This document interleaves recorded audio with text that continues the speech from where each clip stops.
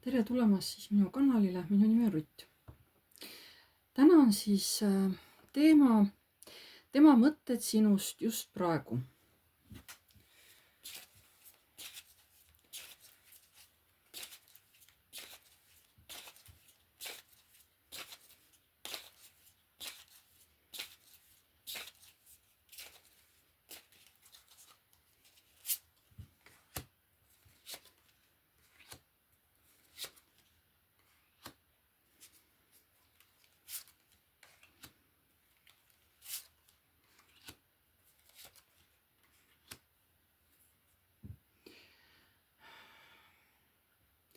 See mees on saanud aru, et ta on olnud tükk aega mingites illusioonides. Et soovid, mida ta tahab, et täituksid, et need ei saa praegu täituda. Ja siis ta lihtsalt on eemaldunud.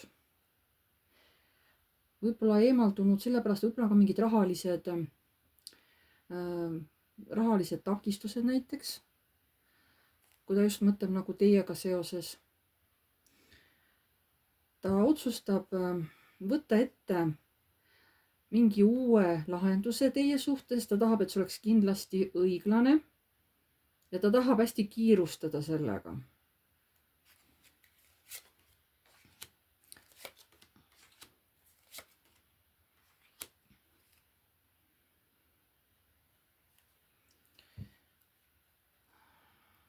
Võib-olla ta tahab,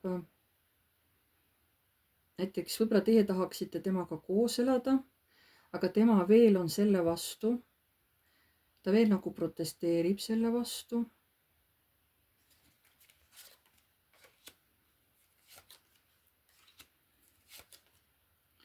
Aga samas ta tunneb ennast üksi olles väga halvasti. Ta ütleb, et ta räägib, et tal on suured siuksed sisemised muutused käsil. Tal on tunne, et keegi teda ei toeta.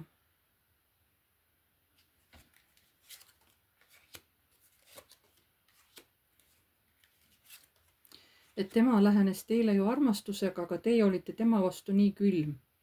Aga tema tunneb ju kirge teie vastu.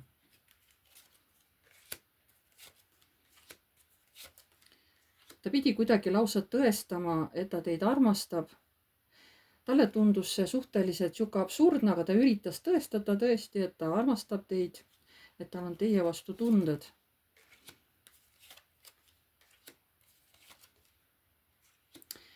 Teie süüdistate meest, et mehel on tähtis ainult seksuaalsus, et tema tahab ainult naisega nagu seksida, eks ole, et tema teeb seda lihtsalt oma heaolust lähtuvalt, on ju. Et aga ta selle peale mõtleb, et naine võib ka rasedaks jääda.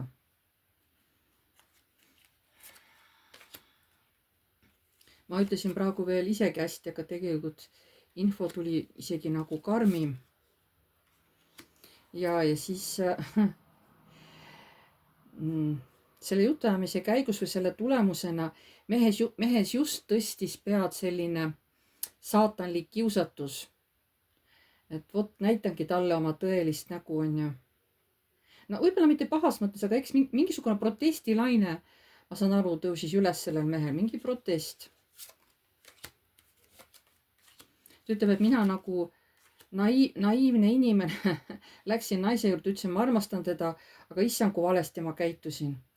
Et see ei olnud õige, et ma ei oleks tohtinud oma südant niimoodi avasüli talle pakkuda, et see oli nii vale teema. Et ma olen ju täiskasvanud mees, ma oleks pidanud palju rahulikumalt ja nagu hästi läbimõtlevalt oleks pidanud käituma. Tema jaoks on nüüd muutunud armastuse tähendus. Tema jaoks on see armastuse tähendus justkui mingisugune lihtsalt lõbu, eks ole, millel ei ole enam seda puhast energiat, puhast armastuse nagu omadust, eks ole, küljes. Nüüd oleks see nagu ära lörtsitud kuidagi. Ilmselt see on teie jutuajamise tulemus, ma saan aru.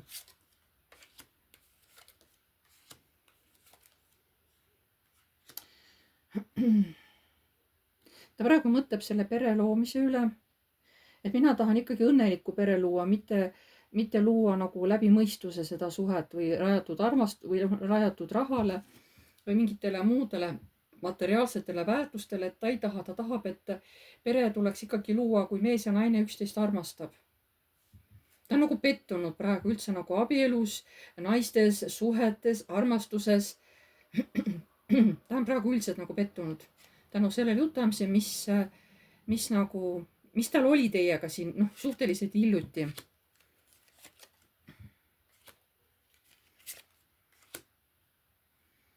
Ta otsib uutmoodi lähenemist teile, et ahaa, et kui tema väga väärtustab raha, okei, siis ma toon talle raha, siis ma lähenen talle rahaliselt. Et kui tunnetega ei saa, eks ma lähen talle rahaliselt, võib-olla siis võtab selle minu pakkumise vastu. Kui ta enne rääkis just niimoodi, et nagu südamega, ma saan aru, et siin on tal vasturääkivus, ta räägib kord ühte, siis ta räägib nagu teist, ma saan aru, et ta ei taha veel teist lahti öelda, ta proovib nüüd teistmoodi teile läheneda. Aga oma südames ta tahab ikkagi, et see oleks armastus, et mõlemad armastavad. Tähendab, teil ikkagi lähiajal oli mingisugune jutuajamine, mis selle mehele haiget tegi, kuna ta tuli avatud südamega, ilmselt oma tunnetest kuidagi rääkima.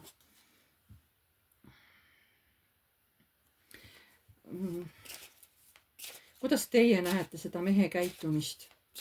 Kuidas teie näete selle mehe käitumist?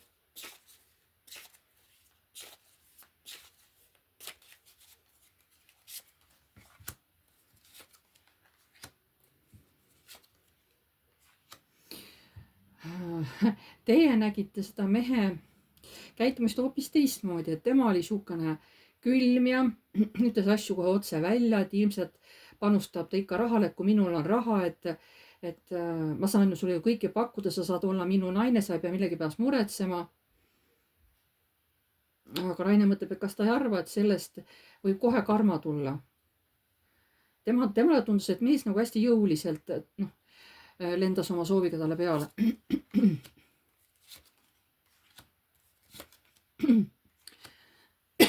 Samas te muretsete, sest olukord on nüüd natuke keeruline. Te küll teate, et see mees tuleb uuesti teiega suhtlema, et ta ei jäta seda suhtlemist niisama. Aga nüüd on natuke see keerulisem olukord, et nüüd te ei kujuta ette, mis teie vahelises suhtes nagu saab.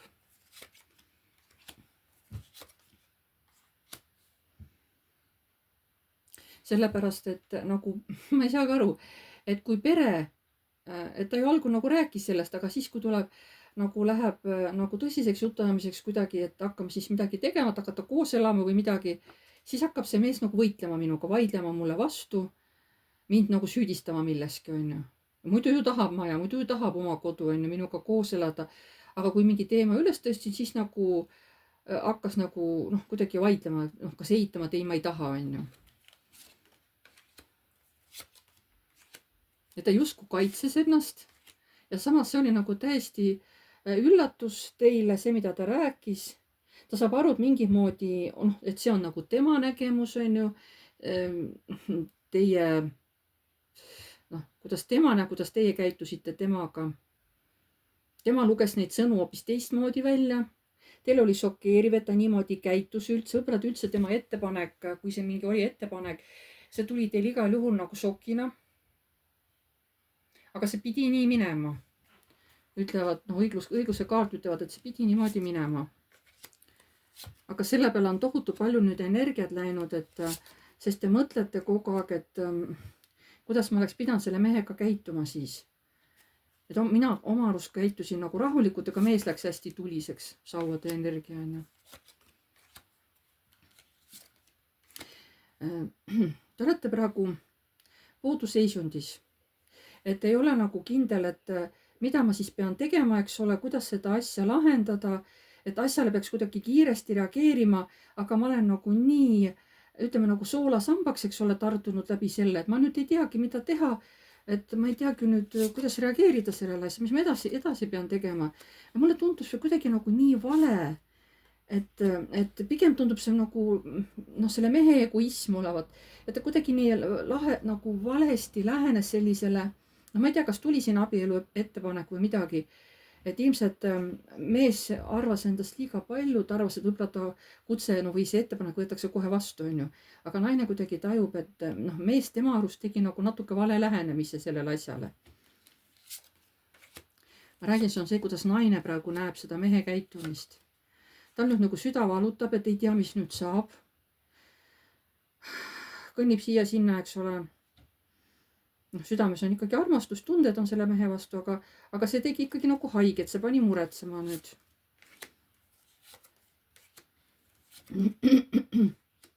ja ta tõesti ei kujuta ette, et millega see mees nüüd edaspidi lagedale tuleb. et kas ta jätab ta nüüd täitsa maha või mis otsuse ta nüüd vastu võtab, eks ole, selle jutuajamise peale. et teil pole õrna aimugi, et te parasjagu muretsete ka. samas ma näen, et ega te ei taha temast ju otseselt nagu noh, lahku minna või noh, temast eemalduda te ei taha. aga võib-olla noh, et see mees võiks kuidagi pehmemalt noh, siis sellel teemal rääkima, ma saan aru. noh, et see on see, kuidas teie seda asja näete. ma saan aru, et igalühel on oma nägemus, on ju, üks sama teema. aga igaüks näeb seda oma nurga. kuidas tegelikult asi lõpuks laheneb? kuidas tegelikult see asi laheneb? vaatame, kas näitavad kaardid.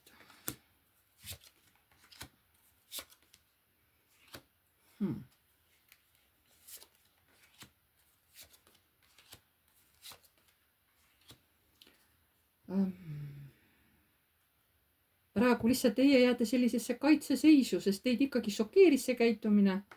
nagu õiglaselt kohe, et ma olen täitsa šokeeritud, on ju.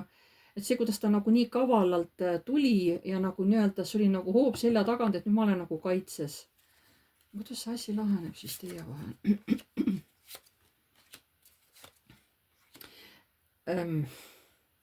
jah, nüüd, kui see mingi pere teema tuleb või ma ei saa aru, kas see on pere, kas see on kooselamine, kas see on mingi ettepanek, mingi maja üldse osta või korter osta. nüüd nagu läheneb mees sellele teemale rahulikumalt, stabiilsemalt ja nii-öelda siis mõeldes rahale, eks ole, mõeldes maiselt. et süda on tal küll muidugi noh, tal on täiesti süda ikkagi olemas karikas, on ju, aga nüüd ta esialgu kasutab ikka siis neid materiaalseid võtteid, et tundub, et selle naisega peab siis niimoodi hästi maiselt ja kuidagi rahulikult siis nagu lähenema sellele teemale. ma räägin, et siin ta nagu räägib endale vastu, enne rääkis ta midagi muud. aga noh, seda räägivad tegelikult kõrgemad jõud, seda ei räägigi mees, on ju, et mis tegelikult, kuidas see laheneb. et ilmselt ikkagi te lõpuks jõuate ühise kokkuleppeni. aga sinna läheb veel aega, sest te olete praegu nagu nii šokis, on ju, see, mis ta teile ütles, et te tükk aega veel toibute sellest nagu kõigest. aga tundub, et pärast ikkagi peaks kuidagi hästi lahenema. Sauvade 4 on tegelikult koostöö, see on abielu, see on koos elamine, on ju, üksteisega hästi läbi saamine. tegelikult peaks teie vahel see asi lõpuks ikkagi lahenema positiivselt. kas see laheneb veel siin 6 aja jooksul või see laheneb alles järgmisel aastal?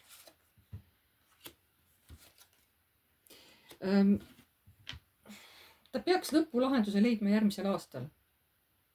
et see aasta veel mitte, see asi nagu see protsess käib, on ju.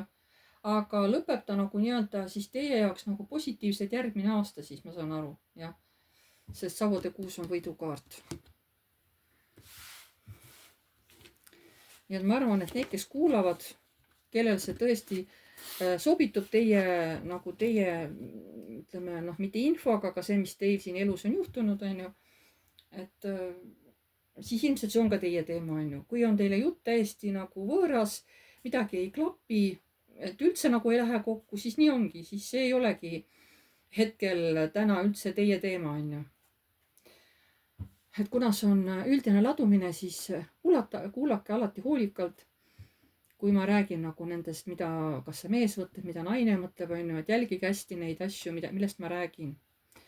sest ta ei pruugi siin, see ladumine ei pruugi siin kõigele sobida, see on selge, sest teid on palju, on ju. ja see on üldine ladumine. aga ma tänan teid kõiki. pange like, kui teile meeldis. kirjutage kommentaar, kui soovite. uued tulijad, vajutage telli nuppu, vajutage musta kellukest, siis edaspidi saate teavituse, kui olen uue video üles laadinud. Ma tänan teid kõiki ja jääme jälle nägemiseni.